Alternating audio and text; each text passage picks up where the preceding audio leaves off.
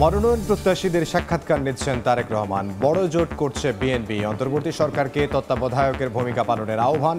সন্ত্রাস ঠেকাতে PR vote দাবি জামাতের। বিধিমালায় না থাকায় শাপলা প্রতীক দেবে না ইসি, অন্য প্রতীক দিয়ে গণবিজ্ঞপ্তি জারির ঘোষণা। দাবি আদায় করেই নির্বাচনে যাওয়ার হুঁশিয়ারি এনসিপির। ড্রোনে নজরদারির পর সিটি ইউনিভার্সিটিতে তাণ্ডব। এসি কম্পিউটার খুলে নেয়ার অভিযোগ। 4 নভেম্বর পর্যন্ত ক্লাস পরীক্ষা বন্ধ। জিম্মি দশা থেকে মুক্ত ড্যাফোডিলের 17 ছাত্র। এবং ঝাঁকে ঝাঁকে রূপালী ইলিশ নিয়ে ঘাটে ফিরছে ট্রলার। চাঁদপুর পটুয়াখালীতে সরবরাহ বাড়লেও কমেনি দাম। ঘূর্ণিঝড় মন্থার প্রভাবে উত্তাল সাগর। বেকার কক্সবাজারের জেলেরা।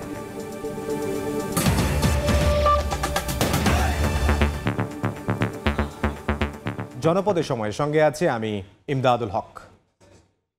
নির্বাচন সামনে রেখে মনোনয়ন প্রত্যাশীদের সাক্ষাৎকার নিচ্ছে বিএনপির হাইকমান্ড।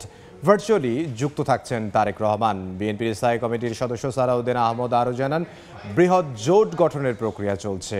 আরেক নেতা আমির খসরু মাহমুদ চৌধুরী বলেন, এখন থেকে নির্বাচন পর্যন্ত অন্তর্বর্তী সরকারকে তত্ত্বাবধায়কের ভূমিকা পালন করতে হবে। জাতীয় সংসদ নির্বাচন সামনে রেখে মনোনয়ন নিশ্চিতে সরগরম বিএনপি চেয়ারপারসনের গুলশান কার্যালয়। প্রায় সব আসনেই একাধিক যোগ্য প্রার্থীদের নিয়ে প্রতিদিনই চলছে বৈঠক, যেখানে ভার্চুয়ালি যুক্ত থাকছেন বিএনপির ভারপ্রাপ্ত চেয়ারম্যান তারেক রহমান। দলের একাধিক জ্যেষ্ঠ নেতার প্রত্যাশা, চলতি অক্টোবরেই চূড়ান্ত হবে প্রার্থী তালিকা। বিএনপির সহযোগী সংগঠন যুবদলের ৪৭তম প্রতিষ্ঠা বার্ষিকী উপলক্ষে সংগঠনের নেতাদের সঙ্গে নিয়ে শহীদ রাষ্ট্রপতি জিয়াউর রহমানের সমাধিতে শ্রদ্ধা জানান বিএনপির স্থায়ী কমিটির সদস্য সালাউদ্দিন আহমদ। পরে কথা বলেন সাংবাদিকদের সঙ্গে। আমরা সমগ্র বাংলাদেশে আসন ভিত্তিক সকল যোগ্য প্রার্থীদের, একাধিক যোগ্য প্রার্থীদের সাথে আমরা কথা বলেছি। এটা তারই প্রক্রিয়ার একটি অংশ।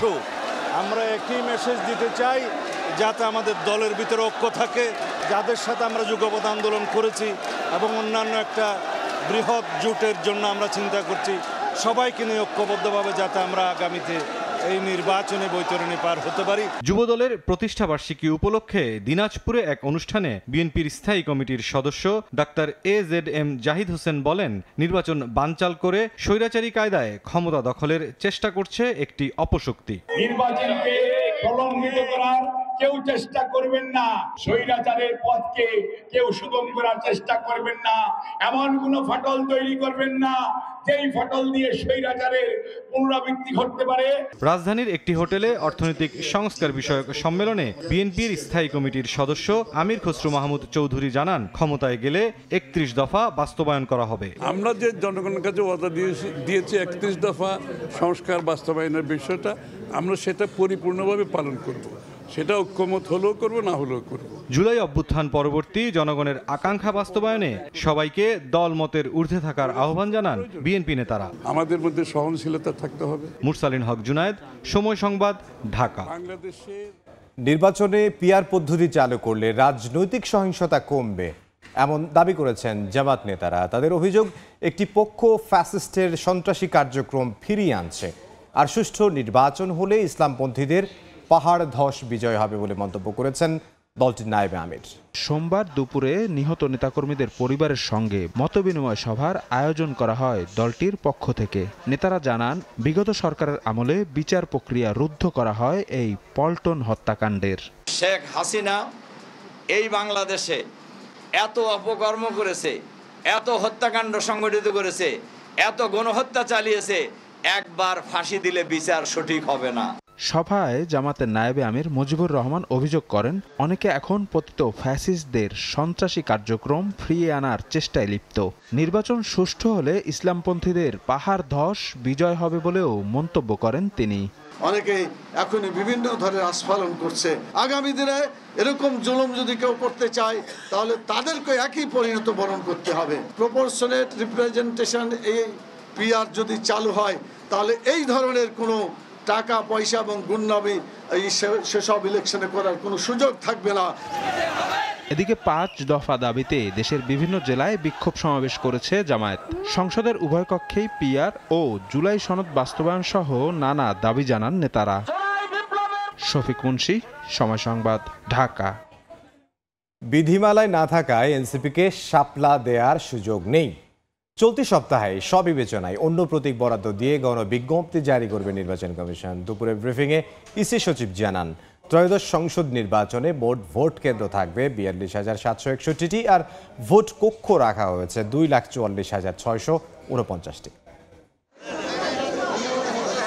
সর্বশেষ তথ্য অনুযায়ী সম্পূরক ভোটার তালিকা সহ দেশের মোট ভোটার ১২,৬৩,৭৫০৪ জন। তাদের জন্য গড়ে প্রতি ৩,০০০-এ একটি ভোট কেন্দ্র নির্ধারণ করেছে নির্বাচন কমিশন। তাতে কেন্দ্রের সংখ্যা দাঁড়িয়েছে ৪২,৭৬১টি।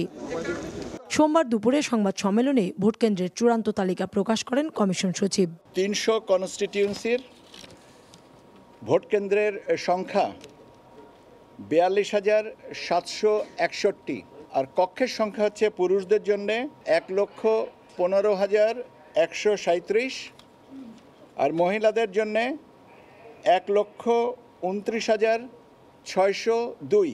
বলেন, বিধিমালায় না থাকায় এনসিপিকে শাপলা প্রতীক দেওয়ার সুযোগ নেই। নির্বাচন কমিশনের নিজস্ব বিবেচনায় অন্য প্রতীক দিয়ে গণবিজ্ঞপ্তি জারি করা হবে। ব্যাখ্যাটা যেটা হচ্ছে সেটা হচ্ছে যে আমাদের তফসিলে নাই, অর্থাৎ আইনগতভাবে তফসিলে না থাকার কারণে দেওয়া হয় না। এখন এটাই হচ্ছে আমরা আগাগোড়াই বলে আসছি, তফসিলে না থাকলে দেওয়ার কোনো সুযোগ নেই। এখন তফসিলে কেন অন্তর্ভুক্ত করা হয়নি এটা কমিশন থেকে ভালো করে। নতুন নতুন রাজনৈতিক দল ও দেশীয় পর্যবেক্ষক সংস্থার নিবন্ধন হবে এ সপ্তাহে। ইনশাআল্লাহ এই সপ্তাহের ভিতরে আমরা কমপ্লিট করতে পারব। কাউসারা চৌধুরী কুমু, সময় সংবাদ, ঢাকা। শাপলা প্রতীক নিয়েই এনসিপি জাতীয় সংসদ নির্বাচনে অংশ নেবে বলে জানিয়েছেন দলটির উত্তরাঞ্চলের মুখ্য সংগঠক সার্জিস আলম। সকালে টাঙ্গাইল প্রেস ক্লাবে দলীয় সমন্বয় সভায় অংশ নেন সার্জিস। সভা শেষে সাংবাদিকদের সঙ্গে মতবিনিময় সভায় বলেন, জুলাই সনদ বাস্তবায়ন না করে সরকার দায় সারা নির্বাচন দিতে পারে না। জুলাই হত্যার বিচার সহ অন্যান্য দাবি আদায়ে একমত হলে কারো সঙ্গে জোট করতে অসুবিধা নেই বলেও জানান সার্জিস আলম। সভায় আগামী জাতীয় সংসদ নির্বাচন উপলক্ষে দলীয় নেতাকর্মীদের বিভিন্ন দিক নির্দেশনা দেওয়া হয়।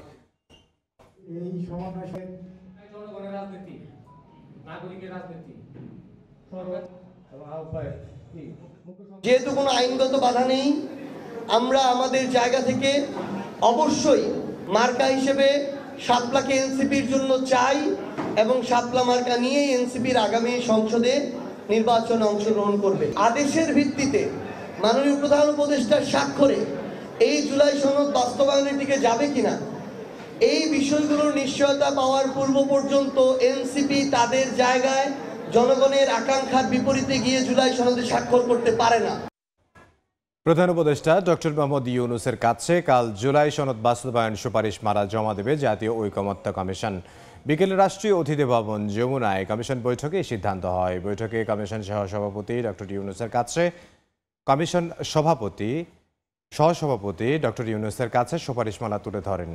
এটি ছিল ঐকমত্য কমিশনের শেষ বৈঠক। মঙ্গলবার দুপুরে ডক্টর ইউনূসের হাতে সুপারিশমালা জমা দেবেন কমিশন সদস্যরা।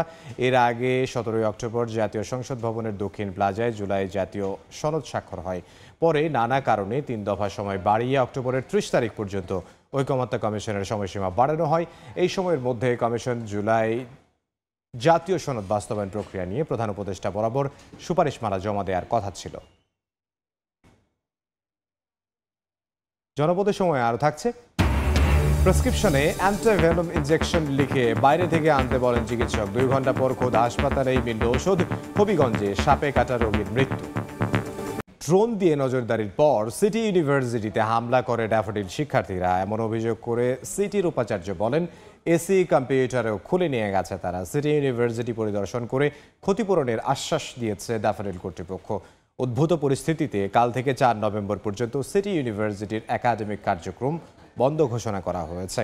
সংঘর্ষের সময় আটকে রাখা 17 ছাত্রকে সিটি ইউনিভার্সিটি ছেড়ে দিলেও নির্যাতন করে স্বীকারোক্তি আদায়ের অভিযোগ তুলেছে ড্যাফোডিল। সাভারে সিটি ইউনিভার্সিটির প্রশাসনিক ভবনে ছড়িয়ে ছিটিয়ে আছে কাচের টুকরা আর ভাঙা আসবাব। পুরো ভবন জুড়ে ক্ষতচিহ্ন। ভাঙচুরের পাশাপাশি আগুন দেওয়া হয় 15টি যানবাহনে। রোববার সন্ধ্যায় ড্যাফোডিলের শিক্ষার্থীদের ভাড়া বাসার পাশে বসেছিলেন সিটির ছাত্ররা। তাদের মধ্যে এক শিক্ষার্থী থুতু ফেললে মোটরসাইকেলে যাওয়া ড্যাফোডিলের এক শিক্ষার্থীর গায়ে লাগে। এ নিয়ে 2 পক্ষের মধ্যে কথা কাটাকাটি হয়। কিছুক্ষণ পর শুরু হয় সংঘর্ষ। সংঘর্ষ থামলেও সোমবার সকাল থেকেই থমথমে অবস্থা বিরাজ করে বিশ্ববিদ্যালয় দুটিতে। বন্ধ ঘোষণা করা হয় ক্লাস পরীক্ষা।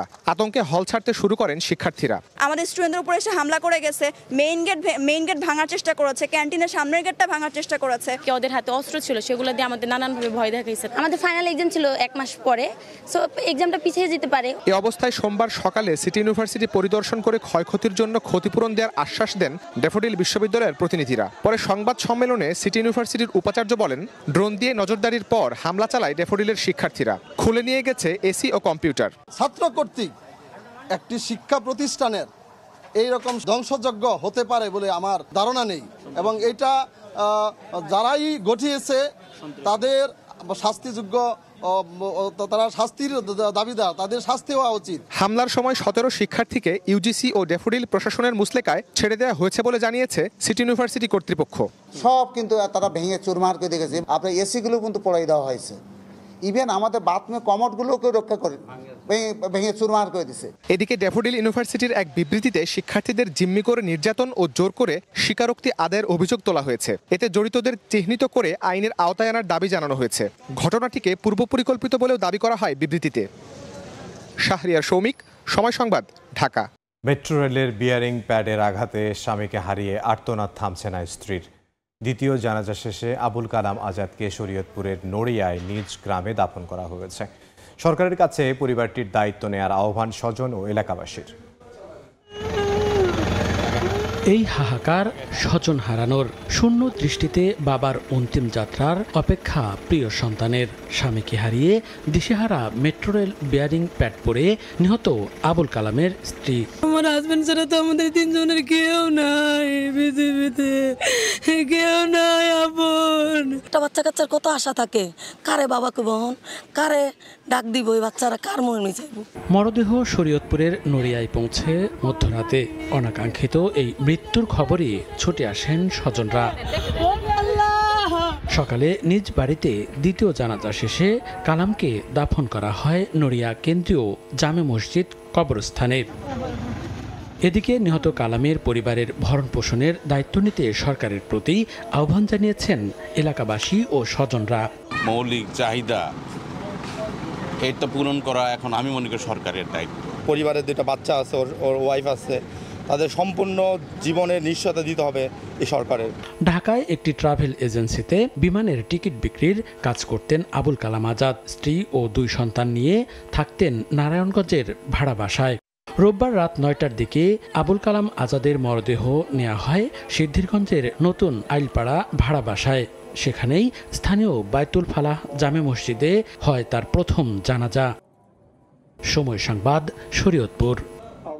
হবিগঞ্জ সদর হাসপাতালে চিকিৎসকের অবহেলায় সাপে কাটা রোগীর মৃত্যুর অভিযোগ উঠেছে। স্বজনদের দাবি, ব্যবস্থাপত্রে অ্যান্টিভেনম লিখে দিয়ে বাইরে থেকে নিয়ে আনতে বলেন চিকিৎসক, অথচ সাপে কাটার প্রতিষেধকের মজুদ ছিল হাসপাতালেই।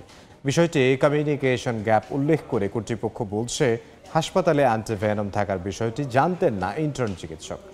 রাশেদ আমর খানের তথ্য ও শাওন গোপের ছবি নিয়ে রিপোর্ট। হবিগঞ্জ সদর উপজেলার ছোট বহুলা এলাকার মাহমুদা খাতুনকে সাপে কাটলে সোমবার ভোরে নেওয়া হয় সদর হাসপাতালে। স্বজনদের অভিযোগ, চিকিৎসক প্রেসক্রিপশনে অ্যান্টিভেনম ইনজেকশন লিখে বাইরে থেকে কিনে আনতে বলেন। তবে পাশের ওষুধের দোকানগুলোতে প্রায় 2 ঘন্টা খোঁজ করেও পাওয়া যায়নি অ্যান্টিভেনম। ততক্ষণে হাসপাতালেই মারা যান মাহমুদা খাতুন। পরে জানা যায় হাসপাতালেই রয়েছে পর্যাপ্ত অ্যান্টিভেনম। জানাজানি হলে ক্ষুব্ধ হয়ে ওঠেন স্বজনরা। হাসপাতালে ছড়িয়ে পড়ে উত্তেজনা। অ্যান্টিভেনম ইনজেকশন হসপিটাল আছে, দিছে না দিয়ে রোগীর অভিভাবকের সারা শহর ঘুরাইছে, 2 ঘন্টার মতো ঘুরাইছে। ইচ্ছা করলে দিতে পারতো, নাই দেওয়া ওই এরারে ঘুরাইতে গিয়া এই সময় কেপন হইতে গিয়া এর ভিতরে রুগীটা মারা গেছে। সাপে কামড়ের রুগী কয় ঘন্টা এমনিতে থাকে, 2 ঘন্টায় ওরা শহরে সারা শহর ঘুরাইছে। সরকারি ইনজেকশন কি পাওয়া যায় মার্কেটে? তত্ত্বাবধায়ক জানান হাসপাতালে অ্যান্টিভেনম থাকার বিষয়টি জানতেন না শিক্ষানবিশ চিকিৎসক। ফলো আপ দিতে গিয়েছিল আমাদের একজন ইন্টার্ন, উনি দেখে হয়তো তাৎক্ষণিকভাবে বুঝতে পারেন যে আমাদের এখানে আছে, উনি স্লিপ লিখে দিয়েছে। তো উনি এইটুকু নিশ্চিত ছিলেন যে এটা ভেনোমাস স্নেক বাইট এবং এটা অ্যান্টিভেনম লাগবে। উনি যদি ইউমোর সাথে যোগাযোগ করতেন যে আমাদের এখান থেকে দেওয়া যেত, একটু কমিউনিকেশন গ্যাপ ছিল। বিষয়টি তদন্ত করে দায়িত্বে অবহেলায় জড়িতদের বিরুদ্ধে ব্যবস্থা নেওয়ার দাবি জানিয়েছেন স্বজন ও এলাকাবাসী। সময় সংবাদ, হবিগঞ্জ। ফের সরগরম মৎস্য অবতরণ কেন্দ্র। 22 দিনের নিষেধাজ্ঞা শেষে ঝাঁকে ঝাঁকে ইলিশ নিয়ে ঘাটে ফিরছেন জেলেরা। তবে মাছের সরবরাহ বাড়লেও দাম না কমায় স্বস্তি ফেরেনি ক্রেতাদের মধ্যে। এদিকে ঘূর্ণিঝড় মন্থার প্রভাবে সাগর উত্তাল থাকায় মাছ শিকারে যেতে পারছেন না কক্সবাজারের জেলেরা। ঘাটে নোঙর করা সারি সারি মাছ ধরার ট্রলার, এখান থেকে ঝুড়ি বোঝাই ইলিশ নেওয়া হচ্ছে আড়তে। বিক্রেতাদের হাঁক ডাকে চলে বেচা বিক্রি। সাগর অভয়াশ্রমে মাছ ধরায় 22 দিনের নিষেধাজ্ঞার পর কর্মচাঞ্চল্যতা ফিরেছে মৎস্য অবতরণ কেন্দ্রগুলোতে। জাল নৌকা নিয়ে বেরিয়ে ভালো মাছ পাচ্ছেন পটুয়াখালী ও চাঁদপুরের জেলেরা। তবে ছোট ইলিশই পাওয়া যাচ্ছে বেশি, বড় ইলিশ মিলছে না খুব একটা। আগে বাড়ানোর পরে দিয়ে আমরা যাইতে যাইতে সাগর অভিযান শেষ হয়ে গেছে। তারপর আমরা এক কোপে মাছ পাইছি 130 মণ। 22 দিন সাগরে গেছি, মাছ আলহামদুলিল্লাহ ভালোই পাইছি। আবার যদি আবহাওয়া খারাপ হয়ে যায় তাহলে তো মাছ ধরা। এখন সাগরে যখন কোনো বোট নামে না, এই জন্য মাছ অনেক বৃদ্ধি পাইছে। ইলিশের সরবরাহ বাড়লেও দাম নিয়ে হতাশ ক্রেতারা। চড়া দাম দেখে অনেককেই ফিরতে হয়েছে খালি হাতে। সাগরের মাছ সব ছোট সাইজের, বড় কোনো মাছও নাই। অবরোধের আগের চেয়ে ইলিশ মাছের দাম এখন অবরোধের পরে অনেক বেশি। ইলিশ মাছ কিনতে আইছিলাম, কিন্তু ইলিশ মাছের দাম আমার পক্ষে সম্ভব না। তবে আনন্দ নেই কক্সবাজারের লাখো জেলের। বঙ্গোপসাগরে সৃষ্ট ঘূর্ণিঝড় মন্থার প্রভাবে সাগর উত্তাল থাকায় প্রস্তুতি নিয়েও মাছ শিকারে যেতে পারছেন না জেলেরা। এদিকে ঘূর্ণিঝড়ের কারণে দেশের সব সমুদ্র বন্দরকে 2 নম্বর সতর্কতা সংকেত দেখিয়ে যেতে বলেছে স্থানীয় আবহাওয়া বিভাগ। সাহাল আব্দুল্লাহ, আলভি, সময় সংবাদ। রাজশাহীতে আল আরাফা ক্লিনিক অ্যান্ড ডায়াগনস্টিক সেন্টারের এক চিকিৎসকের বিরুদ্ধে নার্সকে বিয়ের প্রলোভনে ধর্ষণের অভিযোগ উঠেছে। এ ঘটনায় ভুক্তভোগী মামলা করে অভিযুক্তকে গ্রেফতার করে পুলিশ। 2 বছর আগে সামাজিক যোগাযোগ মাধ্যমে রাজশাহীর আল আরাফা ক্লিনিক অ্যান্ড ডায়াগনস্টিক সেন্টারের চিকিৎসক আহসান হাবিবের সঙ্গে পরিচয় হয় এক নার্সের। তাদের মধ্যে গড়ে ওঠে প্রেমের সম্পর্ক। কাছাকাছি থাকতে মাস 6 আগে ঢাকা থেকে রাজশাহীতে এসে হার্ট ফাউন্ডেশনে যোগ দেন ওই নার্স। এরপর বিয়ের প্রতিশ্রুতি দিয়ে শারীরিক সম্পর্ক গড়ে তোলেন চিকিৎসক আহসান হাবিব। তবে গত 6 অক্টোবর ওই নার্সকে কিছু না জানিয়ে বিয়ে করেন অন্য আরেকজনকে। এর 2 দিন পর আল আরাফা ক্লিনিকে দেখা করলে ধর্ষণের অভিযোগ করেন ভুক্তভোগী নার্স। মামলা করলে 26 অক্টোবর আহসানকে গ্রেপ্তার করে পুলিশ। গতকালকে আমরা দুপুরের দিকে তাকে অ্যারেস্ট করি। গ্রেপ্তার করে আমরা বিজ্ঞ আদালতের মাধ্যমে জেল হাজতে প্রেরণ করি। এখন মামলা তদন্তাধীন আছে। ধর্ষণের অভিযোগের সত্যতা স্বীকার করে জড়িত চিকিৎসকের উপযুক্ত বিচার দাবি করেন আল আরাফা ক্লিনিকের স্বত্বাধিকারী। মেয়ে ঘটিত ব্যাপারে অ্যারেস্ট হয়েছে। এখন এটা কতদূর সত্য কি মিথ্যা এটা আমার জানা নাই, তবে সে যদি দোষী হয় অবশ্যই তার বিচার আমি চাইব যে তার বিচার হোক। অভিযুক্ত চিকিৎসক হাবিবের গ্রামের বাড়ি নওগাঁ জেলার নিয়ামতপুরে। সাইফুর রহমান রকি, সময় সংবাদ, রাজশাহী। চট্টগ্রাম সমুদ্র বন্দর বিদেশিদের কাছে ইজারা দেওয়ার প্রতিবাদে যশোরে বিক্ষোভ মিছিল হয়েছে। দুপুরে বাম গণতান্ত্রিক জোট জেলা শাখার উদ্যোগে প্রেসক্লাব থেকে মিছিলটি শহরের গুরুত্বপূর্ণ সড়ক প্রদক্ষিণ করে জেলা প্রশাসকের কার্যালয়ে গিয়ে শেষ হয়। সেখানে এক সংক্ষিপ্ত সমাবেশে বক্তারা বলেন, চট্টগ্রাম বন্দর বিদেশিদের কাছে ইজারা দেয়া কোনোভাবেই কাম্য নয়। অতি দ্রুত এই সিদ্ধান্ত থেকে সরে আসার আহ্বান জানিয়েছেন তারা। জনপদের সময়ের শীর্ষ সংবাদগুলো জানিয়ে দিচ্ছি আরও একবার। মনোনয়ন প্রত্যাশীদের সাক্ষাৎকার নিচ্ছেন তারেক রহমান। বড় জোট করছে বিএনপি। অন্তর্বর্তী সরকারকে তত্ত্বাবধায়কের ভূমিকা পালনের আহ্বান। সন্ত্রাস ঠেকাতে পিআর ভোট দাবি জামায়াতের। বিধিমালায় না থাকায় শাপলা প্রতীক দেবে না ইসি। অন্য প্রতীক দিয়ে গণবিজ্ঞপ্তি জারির ঘোষণা। দাবি আদায় করেই নির্বাচনে যাওয়ার হুঁশিয়ারি এনসিপির।